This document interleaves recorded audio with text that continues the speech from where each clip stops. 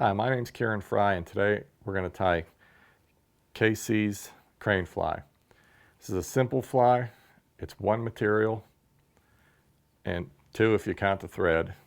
But what we're going to do is you can either get a needle, or you can use your bobbin cleaner here, or a dubbing needle, whatever. But we're going to put this in a vise, and what we're going to do is we're going to make an extended body fly, and we're going to make it out of moose. And you can make this out of deer hair. You can make it any color you want. For the crane fly, I'm going to use just natural moose. And any mayfly that you use, you can use dyed deer hair, dyed olive, dyed tan, whatever, and to make the body of the mayfly you're trying to imitate as well. But today we're going to make a crane fly, and like I said, it's a simple pattern. We're going to take a nice bunch of moose, fairly long moose.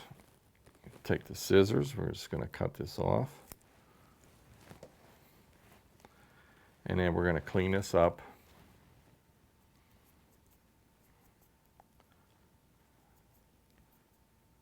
And get the underfur and any bit of junk that's in there out.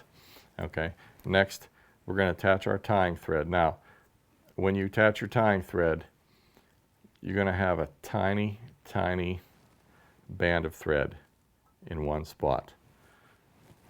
And you're going to see why here in a few minutes.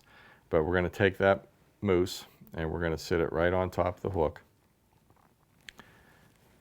And we're going to wrap that right around. Now take 2 loose turns and then kind of wiggle it a little bit, and you'll see it kind of fans.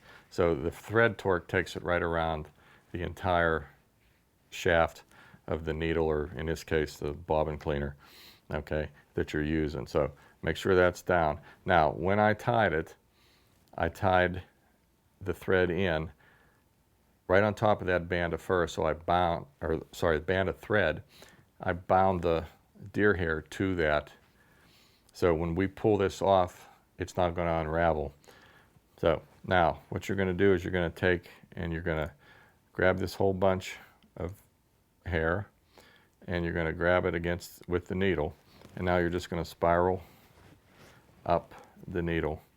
And this is a quick and easy way to make an extended body, and keep nice even segments. And come up about that far, and then we're going to tie this off in a second here.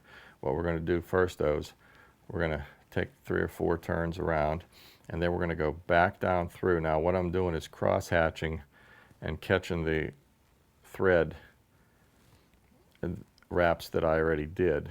Now we'll go back to the bottom where we started, take a few more turns, and then we're going to come back up in the original track that I started with, and we'll come back to the top and tie it off right there. Now we're going to whip finish, and if you have a short needle, this is great, but if you have a long needle, like in this case, it's a little more tricky, and to throw some whip finish. Otherwise you could just take your whip finisher and you could get this done in a few seconds, but put about 4 whip finishes in there. And now if you want to, you can take some head cement and you can cement those wraps, and everything would be pretty well anchored. Now we can take this, we can cut it off. Okay, so we're done with the thread for right now. Now we're going to pull this out of the vise, and we're going to grab this, and you're going to grab it long ways, and you're going to twist and pull. And there is a quick extended body for a mayfly, crane fly. So in this case, we're going to do the crane fly. And what I'm going to do now is I'm going to get a hook,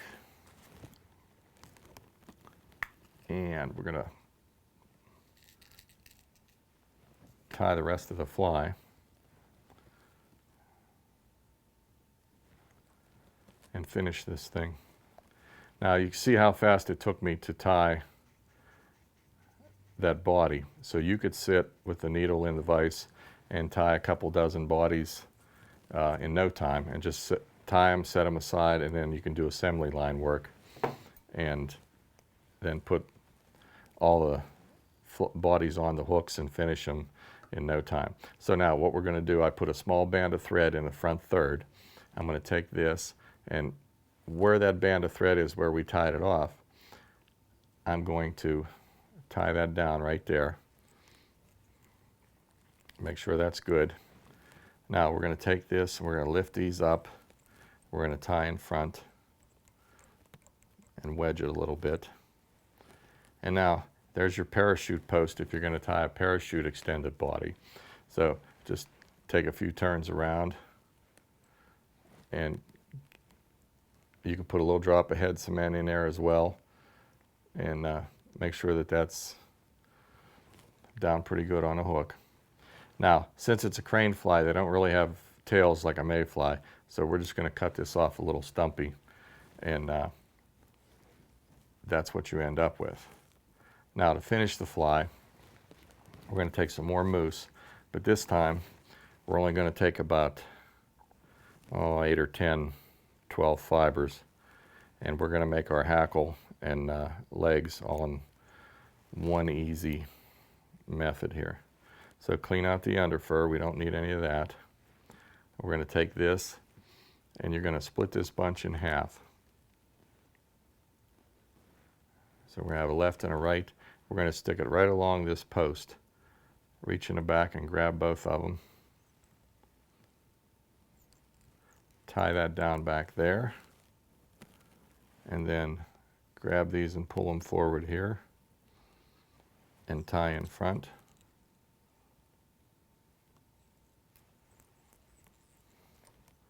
And then what I like to do is just split them up again and pull them back to the sides, just temporarily.